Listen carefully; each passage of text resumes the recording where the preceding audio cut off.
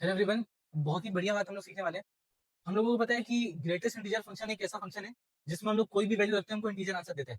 तो अगर greatest integer function में हम लोग किसी भी इंटीजर की वैल्यू रखेंगे तो हमको इंटीजर आंसर मिलेगा। लेकिन कोई एक्स है जो कि इंटीजर नहीं है, तो वहां पे हम लोगों के पास जो एक्स है नंबर लाइन पे, उससे लेफ्ट वाला इंटीजर हमको आंसर में मिलता है। जैसे कि एग्जाम्पल में समझना, मान लो हमारे पास यहाँ 2 है, यहाँ 3 है, तो मैं यहाँ 2 और 3 के बीच में कोई भी वैल्यू रखता हूँ, जैसे 2.5। तो 2.5 से लेफ्ट वाला इंटीजर क्या आएगा हमारा आंसर? 2.5 अगर ग्रेटेस्ट इंटीजर फंक्शन में रखता हूँ तो हमारा आंसर आएगा 2।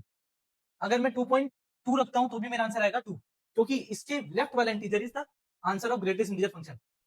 तो उसी तरीके से अगर मैं 2.7 रखता हूं तो भी मेरा आंसर 2 आएगा, 2.9 रखता हूं तो भी मेरा आंसर 2 ही आएगा।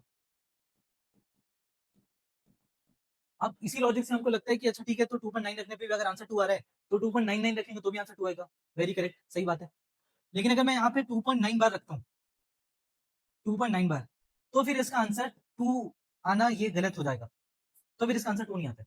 अगर मैं 2.9 बार रखता हूँ तो फिर इसका आंसर एक्चुअल में 3 आता है। क्या आता है? 3। तो मेरा समझ में आता है सर, ये 2.9 रख रहे थे तो आंसर 2 आ रहा था, 2.99 रख रहे थे तो भी 2 आ रहा था, ये 2.9 बार रख रहे हैं तो आप आंसर 2 नहीं है 3 आएगा, ये कैसे हो सकता है?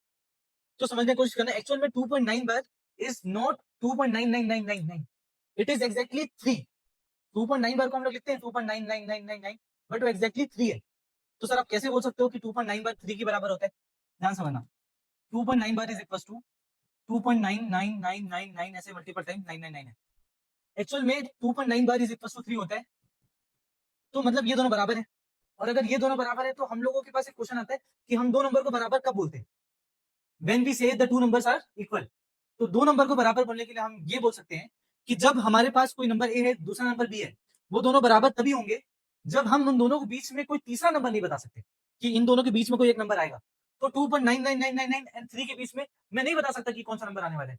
एक्चुअल में 2.9999999 कितने बार है ये नहीं पता, और इसके बीच में 2.999 और 3 के बीच में we don't know the numbers कि कौन सा नंबर आने वाला है। तो 2.9 बार and 3 are the same thing. इसीलिए अगर मैं इसको ग्रेटेस्ट इंटीजर फंक्शन में रखता हूं तो इसका आंसर 3 ही आएगा, बिकॉज दिस इज 3 ओनली।